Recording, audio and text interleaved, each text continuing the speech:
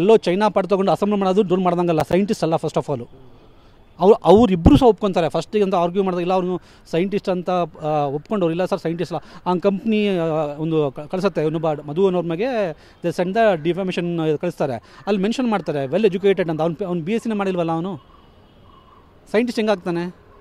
ಅದೇ ರೀತಿಯಾಗಿ ನಿಮ್ಮ ಮೇಲೂ ವಿನಾಕಾರಣ ಸುಳ್ಳು ಆರೋಪ ಹೊರಿಸಿದ್ದ, ಅದಕ್ಕೋಸ್ಕರ ನಿಮ್ಮ ಮಾನಹಾನಿ ಕೇಸ್ ಹಾಕಿರೋದು. ಸರ್ ಲಾಸ್ಟ್ ಟೈಮ್ ನಾವು ಮಾಡಬೇಕು ಅಂತ ಇದ್ವಿ. ಲಾಸ್ಟ್ ಟೈಮು ನಮ್ಮ ಬಾಸು ಮತ್ತು ನಮ್ಮ ಕೊಲೀಗ್ಸ್ ಹೋಗಲಿ ಬಿಡ್ರಿ, ಬೆಳೆ ಹುಡುಗ ಅವ್ನು ಕರಿಯರ್ ಹಾಳು ಮಾಡೋದು ನಾನು ಸುಮ್ಮನಿದ್ದೆ.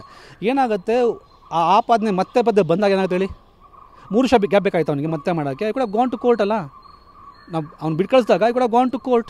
ಡಾಕ್ಟರ್ ಪ್ರಯಾಗ್ ಅವರು ಅವ್ರ ತಂಡದವರು ಸರ್, ನಾನಂತಲ್ಲ, ನನ್ನ ತಂಡದವ್ರು ಯಾರೇ ಮೇಲೆ ಆಗೋ ನಾನು ಫೈಟ್ ಮಾಡ್ತೀನಿ ಸರ್. ಯಾಕೆಂದರೆ I being the leader I should take care of all my team members.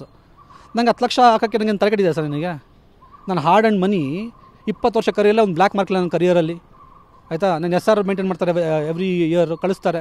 10 lakh ನನ್ನ ಕೈಯಿಂದ ಹಾಕ್ತೀನಿ, ಅವ್ನ ಮೇಲೆ ಕೇಸ್ ಹಾಕ್ತೀನಿ. ಅರ್ಥ ಏನು?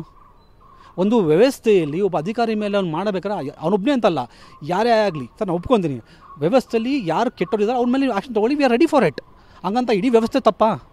ಯಾರೋ ಒಬ್ಬ ತಪ್ಪು ಮಾಡಿದ್ರೆ ಅವ್ನ ಬಗ್ಗೆ ಹೇಳಿ. ಇವತ್ತಂತಾರೆ ಅವ್ನಿಗೆ ಕೊಡ್ಬೇಕು ಸೆಕೆಂಡ್ ಚಾನ್ಸ್ ಅಂತ.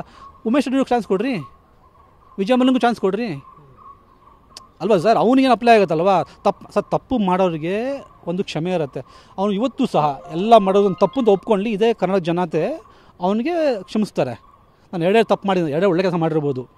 ಆಮೇಲೆ ಸರ್, ಹಳ್ಳಿಗೆ ಹೋಗ್ಬಿಟ್ಟು ಡ್ರೋನ್ ಆರಿಸಿ ಔಷಧದ್ದು ದೊಡ್ಡ ಸಾಧನೆ ಇಲ್ಲ ಸರ್. ನಮ್ಮ GK ಹುಡುಗರು ಮಾಡ್ತಾರೆ, ಕೇರಳದಲ್ಲಿ 600 ರೂಪಾಯಿ 500 ರೂಪಾಯಿಗೆ ಮಾಡ್ತಾರೆ. ಇನ್ನೊಂದು ಫ್ರೀಯಾಗಿ ಮಾಡ್ತೀಯಣ್ಣ? ಫಸ್ಟ್ ಈ ನೆರೆಟಿವ್ ಇದೆಯಲ್ಲ, ಬಡವ್ರ ಮಕ್ಕಳು ಬಡವ ಅಲ್ಲ. ಸೆಕೆಂಡ್, ಅವ್ರ ಅಪ್ಪ ಅಮ್ಮನೊಟ್ಟಿಗೆ ಮಾತು ಬಿಡೇ ಇಲ್ಲ ಅಂತ ಪ್ರೂಫ್ ಇದೆ. ಈ was in touch with his father ಅಂತ ಅವರ ಡೈರೆಕ್ಟ್ರೇ ನಮ್ಗೆ ಹೇಳ್ತಾರೆ, ಅವರು ಕಂಪ್ನಿ ಡೈರೆಕ್ಟರ್ ಹೇಳ್ತಾರೆ. ಇಲ್ಲ ಆ ಒಂದು 5 ಲಕ್ಷ ರೂಪಾಯಿ ಟ್ರಾನ್ಸ್ಫರ್ ಆಗಿದೆ. ಅವನದು ಕಾರ್ನ ರವಿಯನವನಿಗೆ 18 ಲಕ್ಷಕ್ಕೆ ಕೊಟ್ಟಿದ್ದಾನೆ. ಇನ್ನೂ ಮಾಹಿತಿ ಅಂತ ಸುಮಾರು ಇದೆ ಸರ್. ಆ ವೇದಿಕೆಯಲ್ಲಿ ಕೊಡ್ತೀವಿ ನಾವು, ಒಂದೊಂದೇ ನಾವು ಯಾವಾಗ ಕೊಡ್ತೀವಿ ಸಾಕ್ಷಿ ಕೊಡ್ತೀವಿ. ಅವ್ನು ಒಪ್ಕೊಂಡ್ಬಿಡ್ಲಿ ಅನ್ನೋದು ಅದನ್ನ. ಅಂದರೆ ನಿಮ್ಮ ಪ್ರಕಾರ ಪ್ರತಾಪ್ ಈಗ ಬಿಗ್ ಬಾಸ್ ಮನೆಯಲ್ಲಿ ಕೂತು ಸಿಂಪತಿಗೋಸ್ಕರ ಜನರನ್ನ ಒಂದು ರೀತಿ ಸಿಂಪತಿ ಗಿಟ್ಸ್ಕೊಳ್ಳೋ ಈ ರೀತಿಯ ಮಾಡ್ತಾ ಇದ್ದಾರೆ. ನಾನು ಹೇಳ್ತಿಲ್ಲ, ಇದೇ ಹಳೆ ವಿಡಿಯೋ ತೆಗೆದು ನೋಡಿದ್ರೆ ಇದೇ ನಿಮ್ಮ ಥರ ಒಬ್ಬರು ಮಾಧ್ಯಮಕ್ಕೆ ಕೇಳ್ತಾರೆ, ನ್ಯಾಷನಲ್ ಟಿವಿ ಅಂತ ಕಾಣುತ್ತೆ, ನೀವು ಬಿಗ್ ಬಾಸ್ ಚಾನ್ಸ್ ಇದ್ರೆ ಹೋಗ್ತೀರಾ ಅಂತಾರೆ. ಇಲ್ಲ ಅಂತ ಹೇಳ್ತಾರೆ. ಆಯಿತಾ, ಹೇಳು ನಂಗೆ ಅಷ್ಟೊಂದು ಟೈಮ್ ಇಲ್ಲ ಅಂತಾನೆ. ಹಂಗೆ ಫುಲ್ ಟೈಮ್ ಇರಬೇಕು ಸಿಕ್ಕಾಬಟ್ಟೆ. ಒಂದು ಕಂಪ್ನಿ ನಡೆಸೋ ಡೈರೆಕ್ಟ್ ಟೈಮಿಗೆ ಸಿಕ್ಕಾಬಟ್ಟೆ. ನೀವು ಪಾಪ ಬೆಳಗ್ಗೆಯಿಂದ ಫೋನ್ ಮಾಡಿದ್ಕೆ ಈಗ ಸಿಗಿಂತಾನೆ ನಿಮಗೆ. ಒಬ್ಬ ವರ್ಕ್ ಮಾಡೋವನು ವರ್ಕ್ ಮಾಡ್ತಾನೆ, ಬಿಗ್ ಬಾಸಲ್ಲಿ ಖಾಲಿ ಇದ್ದಾಗ ಕೂತಿನ ಅರ್ಥ ಏನೋ ಅವ್ನು ಮಾತು ಅವನೇ ಪ್ರೂವ್ ಮಾಡ್ತಾನೆ. ಇನ್ನೊಂದು ಹೇಳ್ತೀನಿ, ನಾನು ₹1 ಯಾರು ತಗೊಂಡು ₹1 ಇಲ್ಲಿ ಅಂತ ಹೇಳ್ತಾನೆ ಆ ವೇದಿಕೆಯಲ್ಲಿ. ಹಳೆ ವಿಡಿಯೋ ತೆಗೆದು ಏನಂತಾನೆ, ಒಂದು 10 ರಿಂದ 15 ಲಕ್ಷ ಬಂದಿದೆ ಅಂತ. ಅದು ಕಮ್ಮಿ ದುಡ್ಡು, ಒಂದು ಸ್ಮಾಲ್ ಅಮೌಂಟ್ ಅಂತ. ಇದೇ ಮಾಜಿ ಮುಖ್ಯಮಂತ್ರಿ 5 ಲಕ್ಷ ಕೋಟಿ ಅಂತ ಹೇಳ್ತಾನೆ. ಅದು ದುಡ್ಡಲ್ವಾ ಅದಾಗಾರೆ? ಅವನು ಹಳೆ ವಿಡಿಯೋ ತೆಗೆದು ನೋಡಿ ಅವನೇ ಬಿಟ್ಟಿರಲ್ಲ ಎವಿಡೆನ್ಸು ಪ್ರೂಫ್ನ. ಜನಕ್ಕೆ ಇದಕ್ಕಿಂತ ಎವಿಡೆನ್ಸ್ ಏನು ಬೇಕು? ಅವ್ನು ಪ್ರತಿಯೊಂದು, ನಂಗೆ ಮೊನ್ನೆ ಯಾರೋ ಚೆನ್ನಾಗಿ ಕಳಿಸಿದ್ರು, ಯಾವುದೋ ಒಂದು ತೆಲುಗು ಮೂವಿದು ಕಥೆಯನ್ನು ನೋಡಿಬಿಟ್ಟು ಅದನ್ನೇ ಕತೆ ಹೊಡಿತಾನಲ್ಲ ಅವನು. ಮಾಂಬಾ ಕತೆ ಹೊಡಿತಾನೆ ನಮಗೆ. ನಾನು ವೈಲ್ಡ್ ಲೈಫ್ ಡಾಕ್ಟರ್ ಸರ್. ನಾನು ಮಾಂಬಾ ಸರ್ 25,000-30,000 ಜನ ಉಳಿಸಿದ್ರೆ ಇಲ್ಲ ಕತೆ ಹೊಡಿತಾನೆ ನಮ್ಮ ತಗ.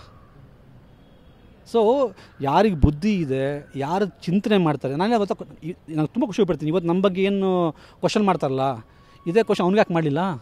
ಅವ್ನು ಸೈಂಟಿಸ್ಟ್ ಅಂತ ಯಾಕೆ ನಾನು ಅಂತೀನಿ. ಇವತ್ತು ಅಂದರೆ CM ಆಫ್ ಕರ್ನಾಟಕ ಅಂತ ನೀವು ಒಪ್ತೀರ? ನೀವು ಮೆಂಟ್ಲಂತ ಹೋಗಿ ನಿಮ್ಮ ಸೇರಿಸ್ತೀರ ನೀವು. ಸೊ ಏನಾಗುತ್ತೆ, ನಾವು ಅದನ್ನ ಕ್ವಶನ್ ಮಾಡಲ್ವಲ್ಲ, ಕ್ವಶನ್ ಮಾಡಬೇಕು. ನನ್ನೂ ಕ್ವಶನ್ ಮಾಡಿ ಇವತ್ತು. ಕೊನೆಯದಾಗಿ ಇದನ್ನು ಲಾಜಿಕಲ್ ಎಂಡ್ಗೆ ತೊಗೊಂಡೋದಕ್ಕೆ ಈಗ ನೀವು ಕೋರ್ಟ್ ಮೆಟ್ಲೇರಿದ್ದೀರಾ? Legal sir, I believe sir. ನಾನು ಅಂಬೇಡ್ಕರ್ನ ತುಂಬ ಓದ್ಕೊಂಡನು, ಗೌರವಿಸೋನು. ನಮ್ಮ ಸಂವಿಧಾನಕ್ಕೆ ನಾನು ತುಂಬ ಬದ್ಧನಾಗಿದ್ದೀನಿ. ಸಂವಿಧಾನ ಅದೇನು ಮಾಡಿರೋ ಕಾನೂನು ಇದೆ, ಅದು ಕೋರ್ಟ್ ಇದೆ, ಲಾಯರ್ಸ್ ಇದ್ದಾರೆ, ಅಲ್ಲಿ ಫೈಟ್ ಮಾಡಲಿ. ಇನ್ನು ಅವ್ನಿಗೆ ಅವಕಾಶ ಇತ್ತು, 2 ಕೊಟ್ವಿ ನಾವು ಫಸ್ಟ್ ಕೊಟ್ಟಾಗ. ಅಲ್ಲಿ ಹೋಗ್ಬಿಟ್ಟು ಬಿಗ್ ಬಾಸ್ ಅಲ್ಲೇ ಕ್ಷಮೆ ಕೇಳಿದ್ರೆ ಮುಗ್ದು ಹೋಗೋದು. ಇನ್ನು ಅವ್ನಿಗೆ ಕ್ಷಮೆಗಾದರೂ ಅಷ್ಟೇ ಕೋರ್ಟಿಗೆ ಹೋಗಿದೆ.